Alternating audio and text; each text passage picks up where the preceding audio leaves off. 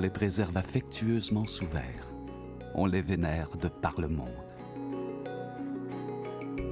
De tout temps, les papillons ont inspiré les poètes, les artistes, les philosophes. Les gens de science et les collectionneurs ne se lassent pas de les observer et de les étudier. Mais connaissons-nous vraiment la vie secrète de ces êtres mythiques? Comment se reproduisent-ils? Quels sont leurs moyens de communication? Pourquoi une telle variété de motifs sur leurs ailes? Tant de secrets à découvrir.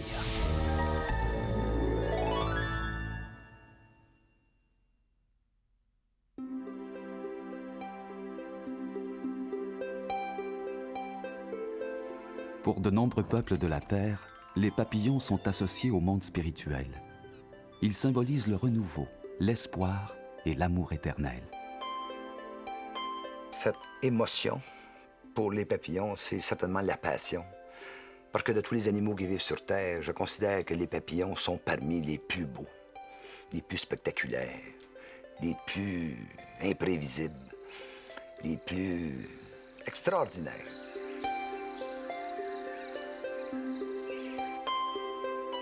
Ça prenait un génie créatif pour rendre possible une telle diversité de formes, de couleurs. Alors pour moi, ça symbolise la création.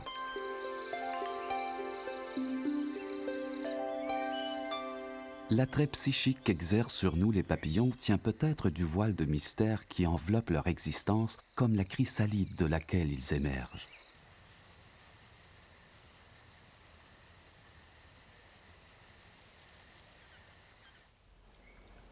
En tant qu'insectes, les papillons nous fascinent du fait qu'ils sont bien visibles et actifs le jour.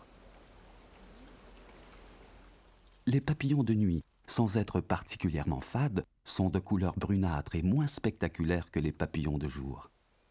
Ces derniers qu'on associe aux journées ensoleillées, aux jardins fleuris, ont tout pour nous séduire.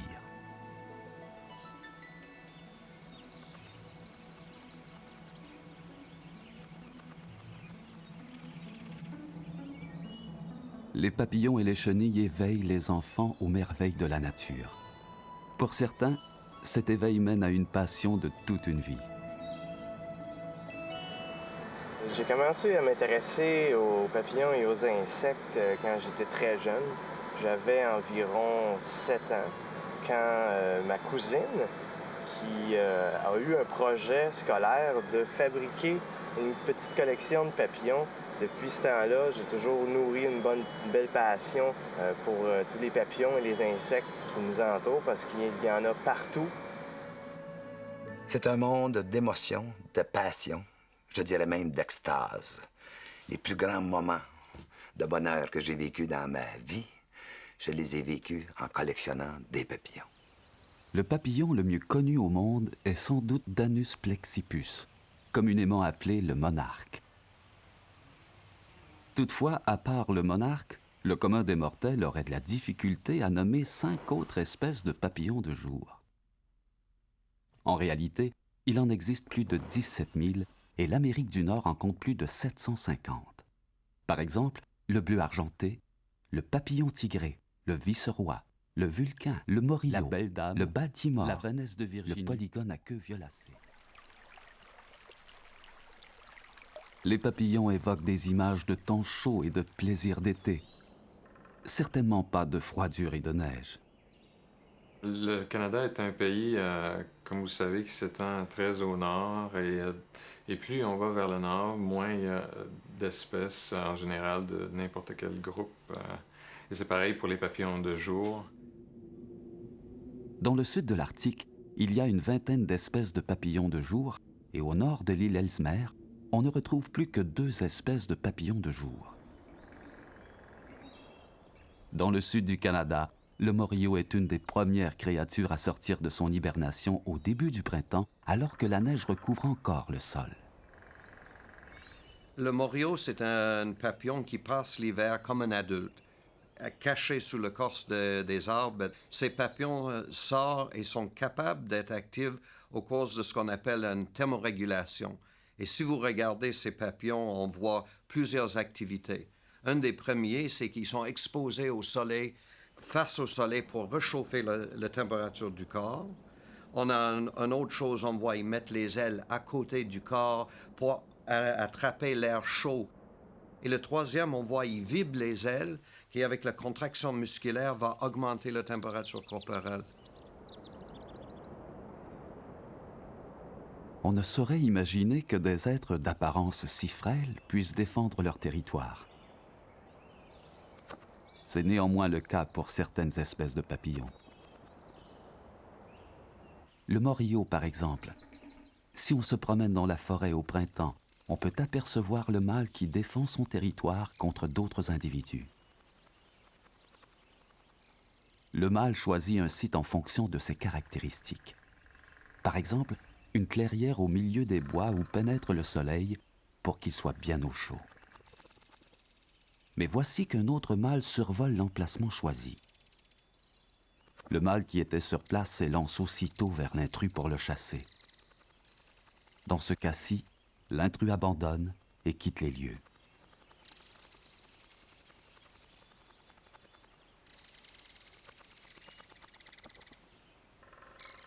Mais parfois, un envahisseur cherchera à s'imposer, refusera de partir et voudra s'emparer du territoire.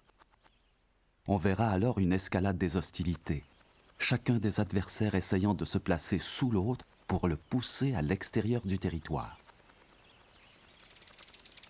L'enjeu de ces combats aériens est crucial. Le gagnant régnera sur le territoire et pourra ainsi attirer une femelle. L'accouplement est un processus complexe pour toutes les créatures de la Terre et les papillons n'y font pas exception. La parade nuptiale à laquelle ils s'adonnent est longue et élaborée. Pour choisir son partenaire, la femelle se base sur des indices, d'abord visuels, puis olfactifs. On a un autre aspect qui peut être chimique, et en particulier souvent dans les papillons, c'est le mâle qui va chercher la femelle. Et en arrivant à côté, lui, il peut produire dans certains cas une phéromone qui est comme un parfum.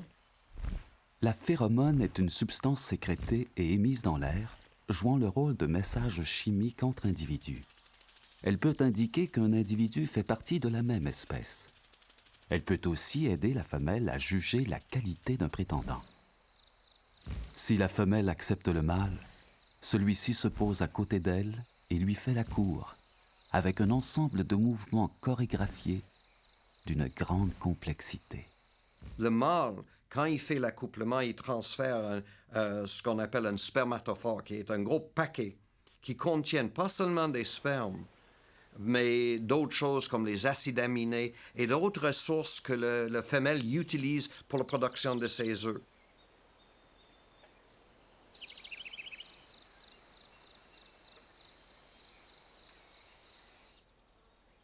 On voit souvent des papillons groupés autour d'une mare comme pour un repas communautaire. Ce sont presque toujours des mâles. Le mâle est incapable de produire un spermatophore adéquat pour le cadeau nuptial s'il n'a pas emmagasiné suffisamment de sel de sodium, de phosphate et de potassium. Pour obtenir ces sels minéraux, il ira jusqu'à sucer les sols boueux. Ces sels seront utilisés plus tard par la femelle pour alimenter ses chenilles.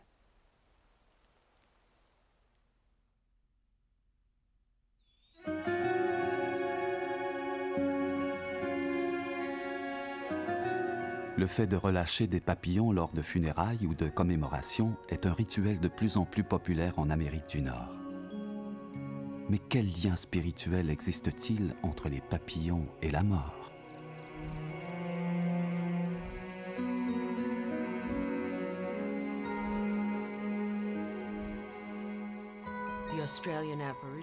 Il y a une légende chez les Autochtones australiens qui raconte que lorsque la mort est apparue pour la première fois, on a cru que l'âme s'était séparée du corps. Alors les chenilles se sont portées volontaires pour aller au ciel voir ce qui était arrivé à tous les morts. Et elles sont revenues sous forme de papillons.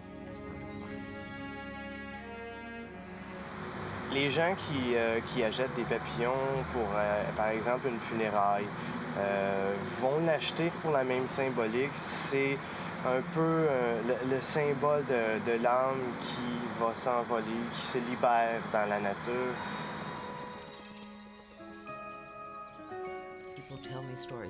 Les gens me racontent souvent que lorsqu'une personne est morte, un papillon vient les réconforter et alléger leur peine, en leur donnant un sentiment de paix et d'espoir, comme si leur être cher vivait sous la forme d'un papillon.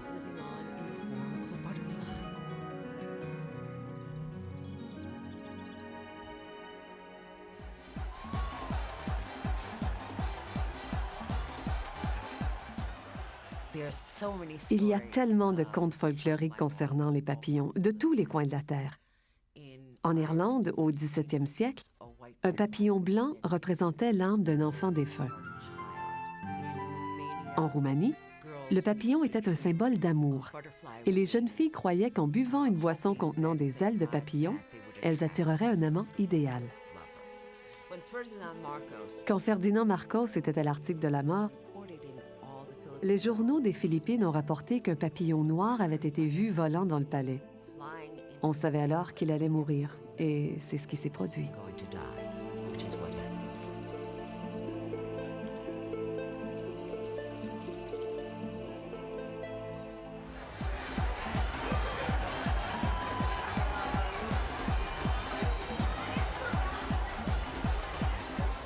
Encore aujourd'hui, l'image du papillon comme icône culturelle est présente dans plusieurs sociétés.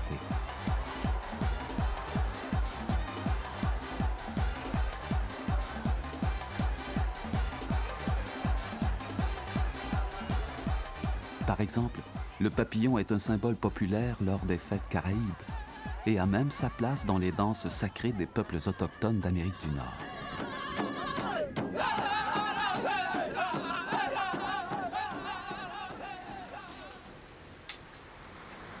Une vieille légende indienne expliquait autrefois que lorsqu'on attrape un papillon et puis qu'on lui fait un vœu, ce vœu-là va être exaucé si on le relâche sans souffrance parce que, étant donné que le papillon n'a pas le pouvoir de la parole, il va retransmettre notre vœu au grand Manitou.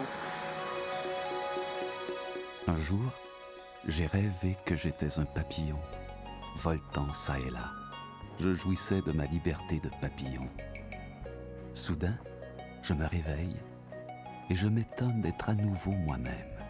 Mais comment savoir si j'étais un être humain rêvant qu'il était un papillon ou un papillon rêvant qu'il était un être humain?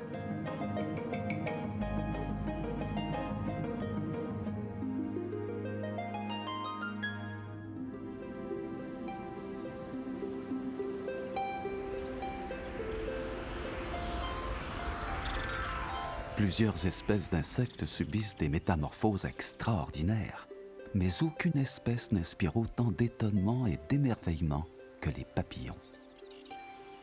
Leur transformation de simples chenilles en fleurs aériennes en font depuis toujours des symboles de résurrection et de transcendance. Et comme toujours, tout commence par un tout petit œuf. Avant de pondre, les femelles volent à la recherche de la plante hôte qui fournira la nourriture la mieux adaptée aux chenilles qui naîtront plus tard. Quand ils atterrissent, soit en touchant avec les antennes, avec les tarses, c'est-à-dire l'équivalent de leurs orteils, en marchant, ils sont capables de détecter les présences ou absences de substances chimiques. Et même quand elle tourne son abdomen pour toucher la surface, elle a des sens-là qui peuvent le dire aussi, est-ce que c'est bon ou non? Ah, ça c'est bon, ça c'est la source de nourriture pour mes enfants. La survie de la chenille dépend entièrement de l'emplacement choisi par la femelle. En fait, les femelles papillons sont très compétentes en chimie. Elles peuvent déterminer si une plante convient ou non à leur chenille. Elles ont un sens du goût extrêmement développé et peuvent identifier les composants de la plante en quantité infime, jusqu'à 1 partie par million.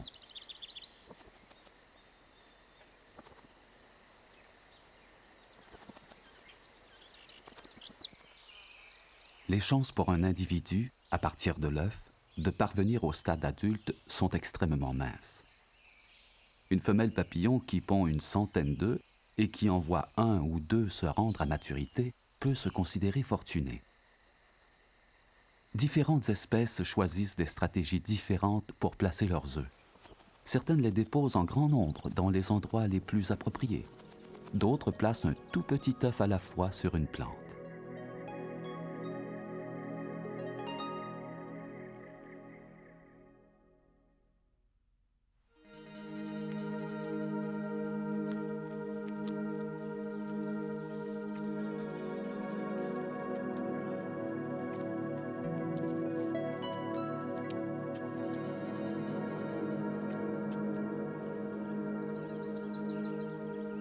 Pour les œufs qui survivent et les chenilles qui en émergent, la vie ne comporte qu'une seule mission: manger et manger encore. Rassembler tout le combustible nécessaire à la prochaine étape extraordinaire qui les attend. Les chenilles sont en quelque sorte des estomacs sur pattes, un tube ouvert aux extrémités. À une extrémité, la bouche et à l'autre, l'anus, et tout ce qui se passe dans le tube en ressort très peu changé.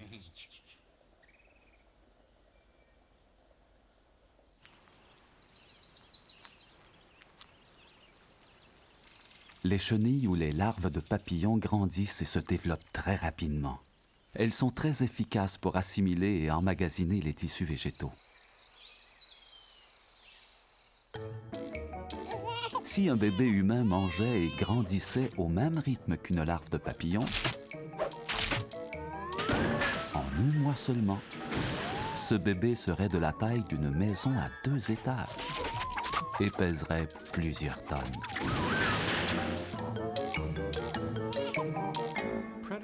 Les prédateurs aiment les chenilles. Elles représentent une bonne source de protéines. Les chenilles ont donc dû développer des façons de déjouer les prédateurs.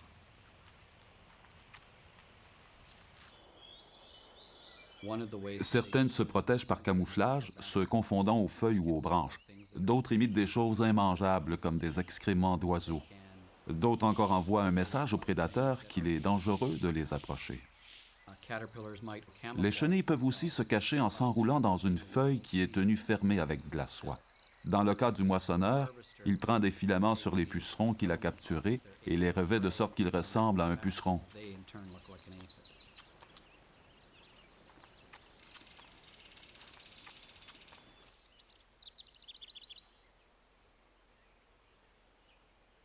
On dit que certaines chenilles, comme celle des bleus argentés, exploitent les fourmis.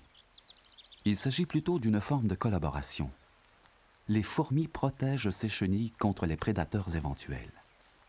D'autre part, ces chenilles possèdent une glande spécialisée qui produit de petites gouttelettes de nourriture très riches dont les fourmis raffolent. Mais comment les chenilles attirent-elles les fourmis? Une des façons, c'est en émettant des vibrations. Des études récentes démontrent que les chenilles, qu'on croyait jusqu'à maintenant silencieuses, possèdent des mécanismes de communication. Jusqu'à présent, nous considérions les chenilles comme des machines à manger pour les mythes et les papillons. Elles ne font que manger, n'ont pas de structure sociale et n'ont pas de comportement intéressant. Maintenant, nous découvrons qu'elles ont beaucoup de raisons de communiquer entre elles et que les vibrations sont probablement un de leurs principaux moyens de communication. Il y a par exemple le cas des chenilles de la fossile lignée. Ces chenilles se battent pour défendre leur nid et se livrent à des duels acoustiques ritualisés. Elles font 3 sons. Elles tambourinent de leur mandibule, grattent la feuille de leur mandibule et grattent leur mandibule ensemble.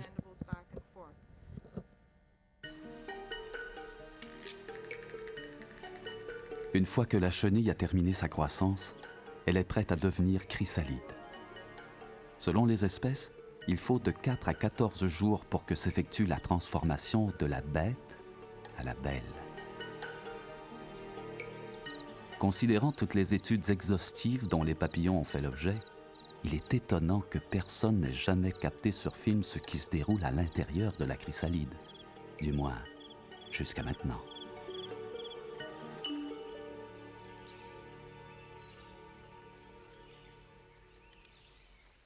Personne n'a encore apposé de nom à ce passage élaboré de l'œuf à la larve, à la chrysalide et au papillon. le processus reste une des particularités de la nature qui suscite notre émerveillement.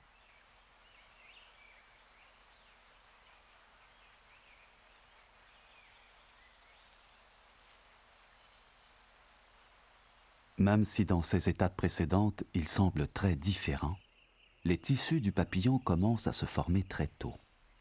Aussitôt que la chenille sort de l'œuf, des petits groupes de cellules appelés disques imaginaux commencent à former des ailes qui restent sous forme discrète jusqu'à ce que le papillon sorte de la chrysalide.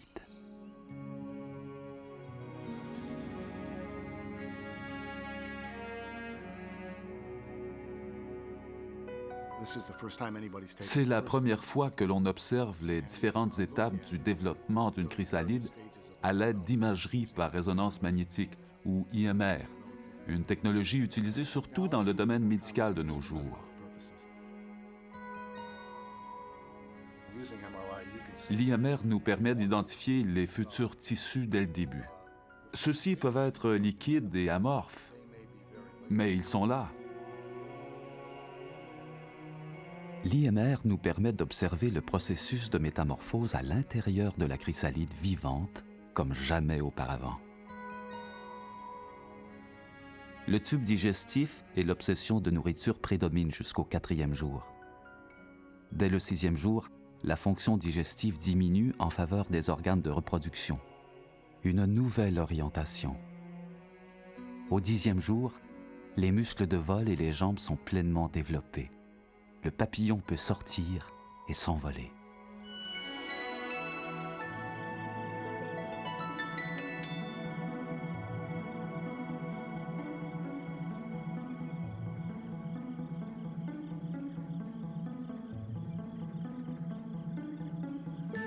Quand le miracle de la métamorphose est terminé, une créature totalement différente apparaît, prête à entreprendre sa vie extraordinaire de papillon.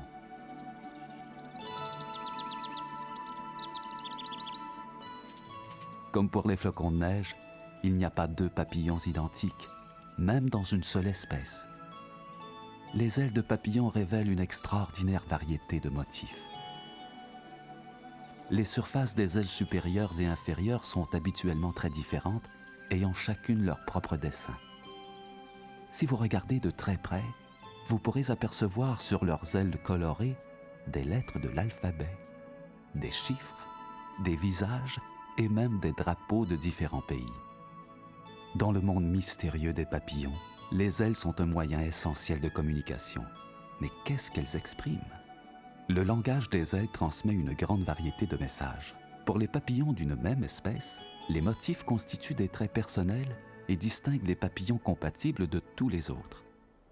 La notion des ailes qui parlent, les ailes sont un peu un pancarte. Ils sont larges, colorés, mais le message peut varier. Entre les individus d'une espèce, ça aide dans la recherche d'un partenaire sexuel, pas juste pour voler, mais pour des signaux visuels, pas d'être vu ou pour se cacher. Avec ça, on peut parler vraiment bien que les ailes qui parlent.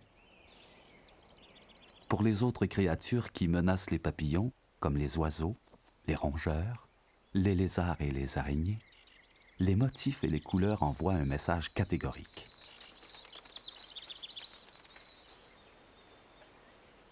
Les papillons évitent les prédateurs de plusieurs façons. Première chose, évidemment, ils vont essayer de se déplacer. Quand on voit un papillon qui vole, c'est un peu comme ça. Des fois, ça va rendre plus difficile pour un oiseau de l'attraper. Une autre façon, c'est de se déguiser, ce qu'on appelle du crypsis. Par exemple, un papillon, des fois, peut fermer ses ailes et les ailes ressemblent à une feuille.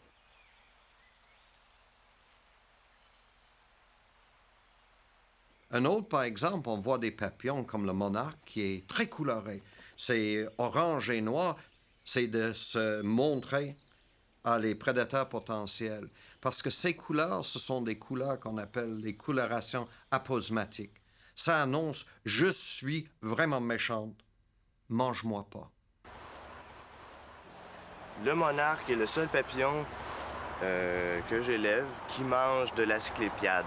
Ce lait-là contient une toxine qui est accumulée dans la chenille à force d'en manger, ce qui rend le monarque particulièrement toxique pour les animaux qui voudraient le manger. Donc, ce papillon-là est protégé par son alimentation. Le moyen qu'utilise le vice-roi pour se protéger des prédateurs s'appelle mimétisme. Ce papillon a évolué de façon à ressembler au monarque, qui est plus toxique, vu que l'aspect physique de ce dernier, particulièrement sa couleur, transmet le message aux prédateurs éventuels qu'il est non comestible. Le célèbre auteur américain Vladimir Nabokov a écrit « La littérature et les papillons sont les deux passions les plus agréables au cœur de l'homme. » Les papillons ont inspiré des poètes comme Lamartine, Gérard de Nerval, Pablo Neruda et William Blake. Ils ont été immortalisés dans des tableaux de Rossetti, Picasso, Warhol et Van Gogh. La culture populaire ainsi que de nombreuses formes d'artisanat ont fait usage des images, des couleurs et des formes fascinantes des papillons.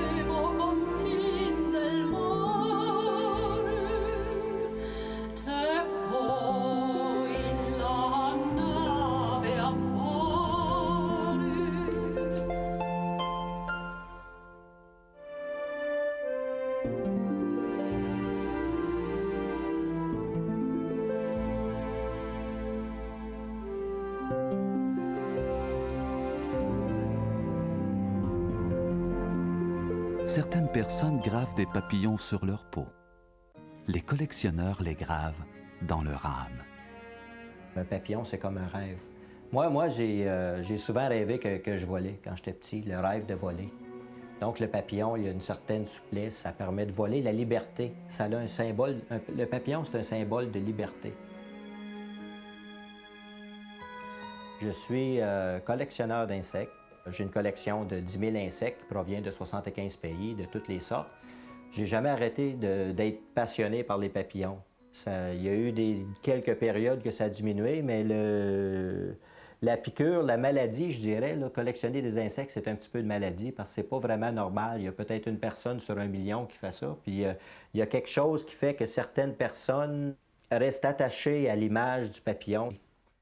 J'ai ici, disons, dans ma résidence, plus de 300 000 spécimens d'insectes. J'ai ici à peu près 60 000 lépidoptères, soit papillons de jour, soit papillons de nuit. Beaucoup de gens me demandent, « Monsieur Brassard, parmi tous les papillons, parmi les 160 000 papillons sur Terre, quel est votre préféré? » C'est difficile à répondre parce qu'il n'y en a pas qu'un seul. Disons, il y en a une dizaine qui m'impressionnent vraiment. Et parmi eux, bien, je vous montre ici le fameux Uranidé de Madagascar, Urania madagascaris, qui est reconnu par plusieurs collectionneurs comme étant l'un des plus beaux papillons du monde. Quelle fierté! Je l'ai attrapé avec mon fils Georges à Madagascar. Avec le temps et l'expérience, on développe évidemment des méthodes, des trucs, des subterfuges pour attraper ces papillons qui ne sont pas toujours faciles à attraper. Ainsi, à titre d'exemple, un de mes amis m'a confectionné, à ma demande, un leurre extraordinaire pour attraper les morphos. Et je suis bien à l'aise de déposer sur ses ailes les couleurs requises. Ainsi, si je colle sur ses ailes ces couleurs-là, eh bien, infailliblement, le morpho sera attiré. Et ne vous étonnez pas du bruit, la plupart des papillons n'entendent pas.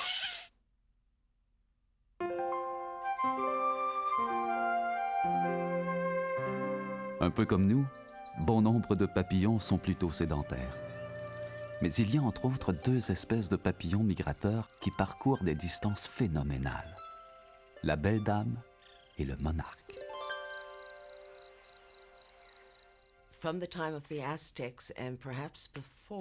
Depuis le temps des Aztèques et peut-être avant, il y a ce jour particulier où les monarques reviennent au Mexique, en provenance du Canada et des États-Unis, comme ils le font depuis des millénaires. Ils arrivent aux alentours du 1er novembre, à la Toussaint, le jour des morts, jour où tous les Mexicains se rendent au cimetière pour commémorer les êtres chers qui les ont quittés.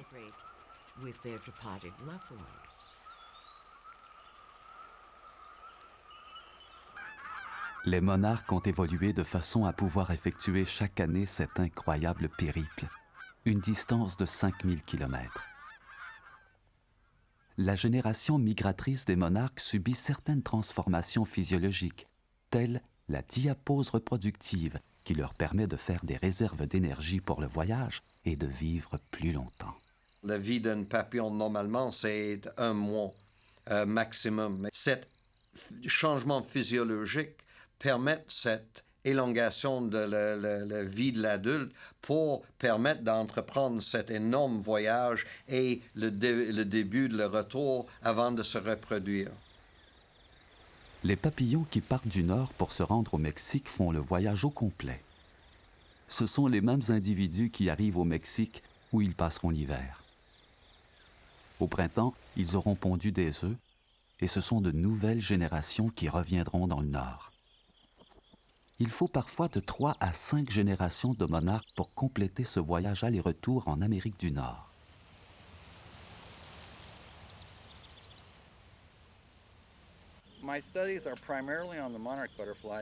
Mes études portent surtout sur le monarque, parce que je m'intéresse avant tout aux tactiques de vol qu'ils utilisent pour se rendre au Mexique. Ils sont si efficaces dans leur mode de déplacement qu'au cours du trajet, ils augmentent leur masse de lipides, c'est-à-dire qu'ils prennent du poids.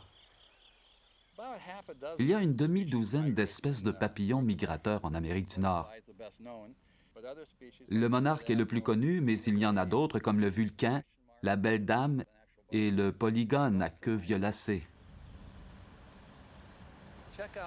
Voyez ce vautour là-bas. Il ne bat pas des ailes. Il se tient sur une colonne d'air qui monte. Il manœuvre pour se maintenir au-dessus. C'est exactement ce que font les monarques. En planant de la sorte, ils peuvent voyager de longues distances en utilisant très peu d'énergie. Une question se pose toujours. Comment les monarques trouvent-ils leur chemin? Une étude universitaire a entrepris de résoudre cette énigme de longue date. Les résultats de cette étude auront une grande portée. Grâce à ce mécanisme d'attache et au codeur optique, nous pouvons recréer le trajet du papillon avec tous ses détours et ses virages. À mesure que le papillon bat des ailes dans cette douce brise, l'ordinateur peut tracer le parcours du point de départ au point d'arrivée. Quand nous avons fait ceci, tous nos papillons migrateurs, les monarques, se sont dirigés vers le sud-ouest. En fait, c'est la direction qu'ils prennent quand ils partent d'ici, à Kingston, où nous les avons testés, pour se rendre dans les montagnes du Mexique, où ils passent l'hiver. Alors, nous avons cru que le papillon utilisait le soleil comme boussole. Nous avons mené les expériences à l'extérieur pour qu'il puisse voir le ciel et seulement les jours ensoleillés. Nous avons amené quelques papillons à l'intérieur et pendant une semaine, nous avons changé l'éclairage. Nous avons allumé les feux à minuit et nous les avons éteints à midi. Alors, quand nous les avons fait voler dans l'installation, au lieu d'aller vers le sud-ouest, ils sont allés vers le sud-est. Donc cela démontre que les papillons ont une boussole solaire, et une boussole solaire réglée sur le temps. Les papillons, comme les grenouilles, sont des témoins vivants de la santé de notre planète. Jadis, plusieurs milliards de monarques envahissaient chaque année les montagnes du Mexique. Aujourd'hui, ils ne sont que quelques millions.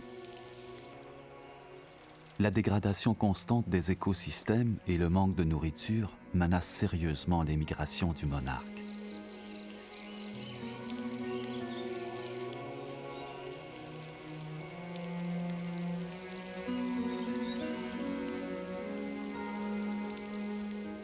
Il y a eu des changements microclimatiques et puis il y a eu des tempêtes qui ont affecté énormément les papillons, les monarques sur le site d'hivernage. Alors oui, si on continue pas d'essayer de préserver les sites d'hivernage, le papillon monarque dans l'est de l'Amérique du Nord est certainement en danger.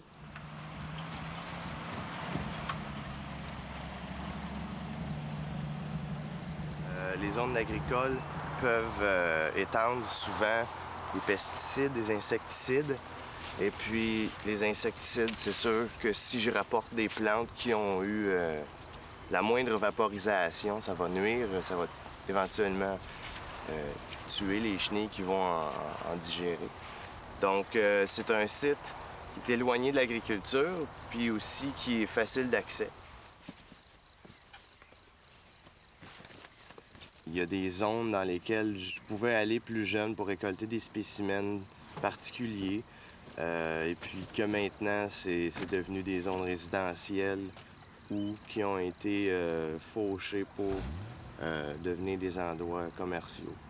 Puis j'imagine qu'au fur et à mesure que ça va continuer comme ça, je vais continuer à en perdre à chaque année, tranquillement, et puis qu'éventuellement, ça pourrait devenir difficile de retrouver des espèces que je recherche.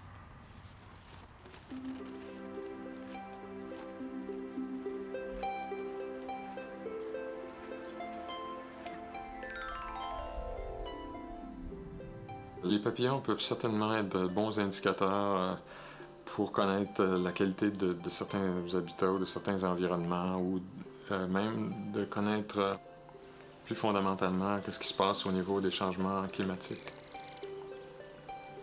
Si on note la disparition d'une espèce de papillon d'un certain endroit, on peut constater donc la perte de qualité de l'environnement où se trouve le papillon en question, normalement.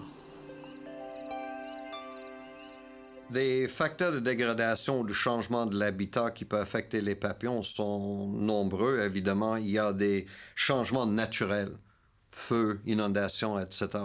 Mais on pense aussi de ceux des humains. C'est une modification d'un habitat totalement, c'est-à-dire on coupe une forêt pour faire un champ agricole. Et évidemment, ça change l'habitat pour les différents animaux qui sont dedans. Si c'est dans une ferme et on met un centre d'achat, ça va changer avec l'asphalte et tout. Si on ne préserve pas une certaine portion en termes de quantité et de qualité d'habitat sauvage, c'est certain qu'on va continuer de perdre de nombreuses espèces de papillons. Il faut préserver des habitats sauvages, soit dans des parcs ou d'autres façons, pour préserver des habitats qui sont devenus plus rares ou qui sont plus fragiles, dans les zones urbaines surtout.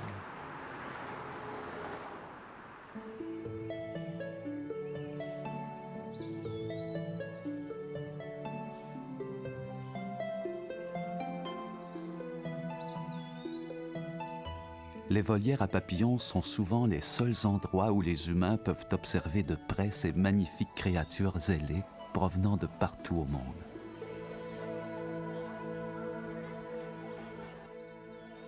L'homme est bizarre, l'humain est bizarre. L'humain a honoré toutes les autres classes animales, en construisant par exemple des zoos, des jardins zoologiques pour les mammifères. L'homme a honoré les oiseaux en construisant des volières, les poissons en construisant évidemment des aquariums. Mais pour les insectes, rien ou à peu près rien. Il est temps que l'homme reconnaisse la valeur esthétique scientifique et écologique des insectes et que l'on construise à ces animaux-là, de grande classe, un temple dédié à leur mémoire. Un insectarium, c'est un temple dédié aux insectes morts et vivants.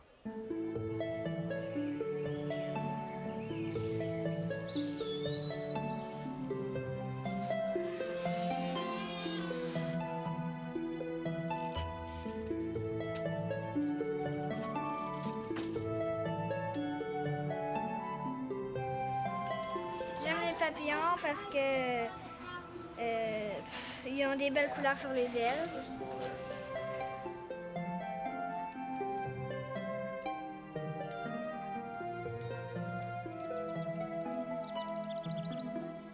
Comme nous devenons de plus en plus conscients de la situation difficile des papillons et de leurs besoins, des millions d'enthousiastes ont créé des jardins consacrés aux papillons afin de les attirer, les nourrir et admirer leur beauté éphémère. Un des jardiniers de papillons les plus célèbres des temps passés était Winston Churchill. Son jardin était un oasis de paix où il pouvait se retirer du monde et s'adonner à sa passion perpétuelle pour les papillons. En Amérique du Nord, le jardinage comme loisir devient de plus en plus populaire, suivi de près par l'observation de la nature. Les jardins de papillons combinent ces deux activités. En rassemblant des fleurs et des papillons, les gens s'entourent de formes vivantes qui leur apportent joie et bonheur.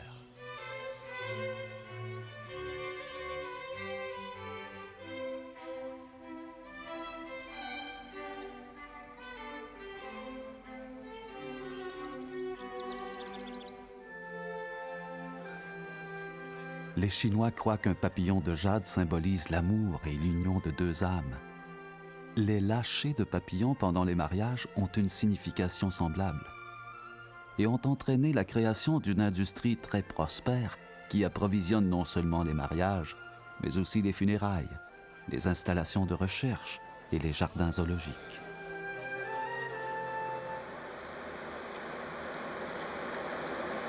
Les gens, quand ils m'en parlent, des papillons que je leur ai fournis pour leurs événements, ils m'en parlent souvent avec une larme à l'œil parce que c'est tellement beau, c'était tellement magique.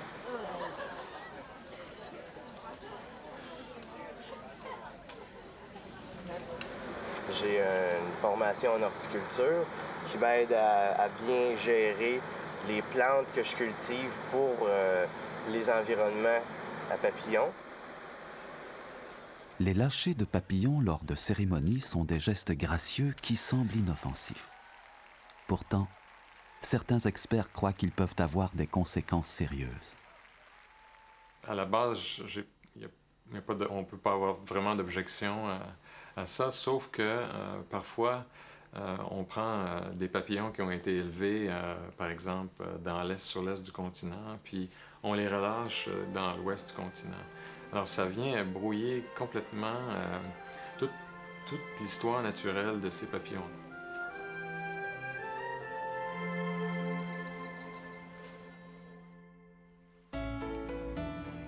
Le partenariat entre les insectes et les plantes à fleurs est très élaboré et extrêmement complexe.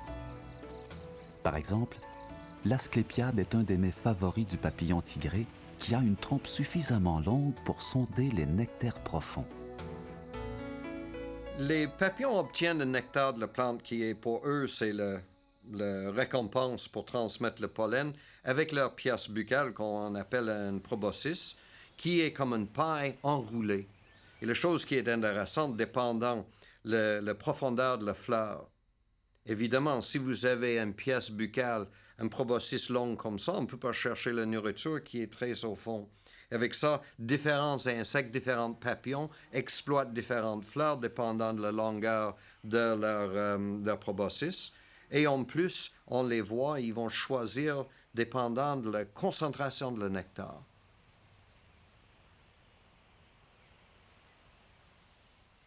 On peut apercevoir des papillons qui se nourrissent de choses plus ou moins appétissantes. Ceux-ci recherchent sur les excréments et les cadavres d'animaux des substances comme l'azote qu'ils ne trouvent pas dans leur source habituelle de nourriture. Ce sont des suppléments alimentaires qui favoriseront leur longévité et leur succès en matière de reproduction.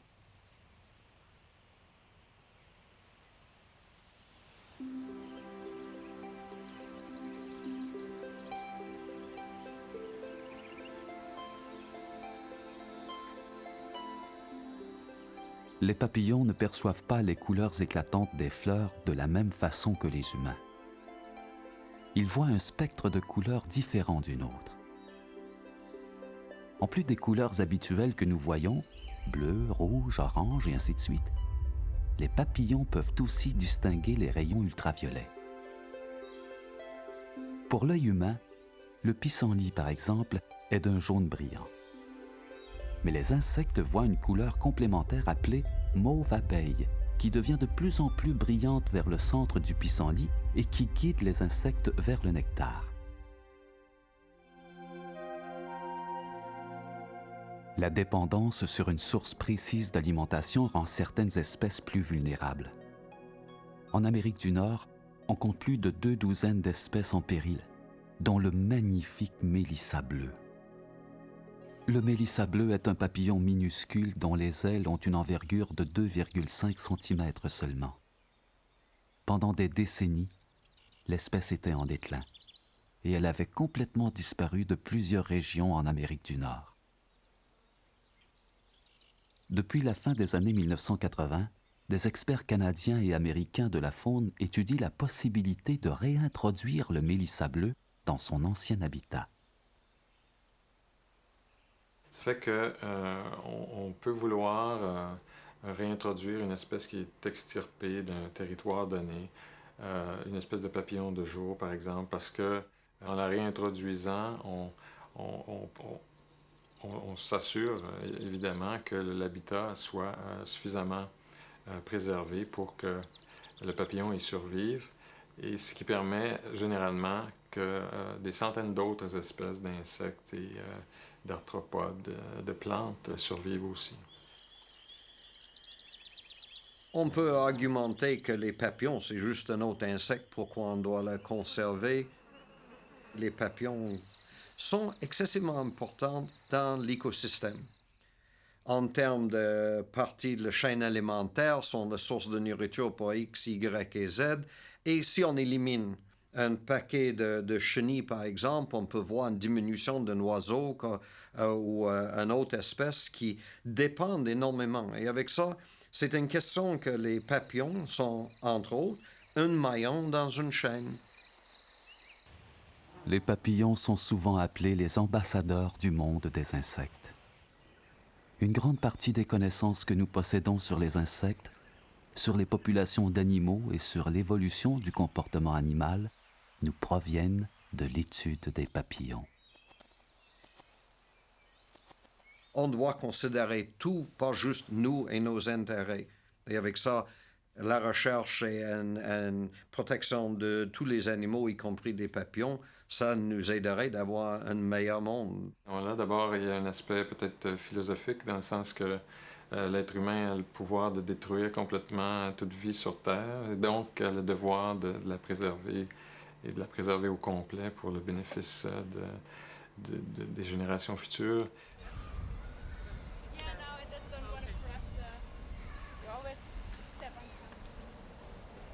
Nous ne connaissons pas tout sur les papillons aujourd'hui, c'est sûr, et on doit continuer de faire la recherche parce qu'ils ont beaucoup de secrets qu'ils n'ont pas partagés avec nous encore. Et en faisant la recherche, on peut découvrir toutes sortes d'aspects totalement fascinants qu'on ne connaissait pas avant. Il y en a même d'un côté beaucoup plus simple. Dans certaines parties du monde, il y en a des espèces qu'on n'a même pas décrites encore. Comme disait saint Augustin, celui qui se perd dans sa passion a moins perdu que celui qui a perdu la passion. Alors moi, à 60 ans, je continue. J'ai la même passion. Je veux collectionner. J'aime collectionner. Et je collectionnerai jusqu'à la fin. Je vous le dis très franchement, je collectionnerai jusqu'à la fin.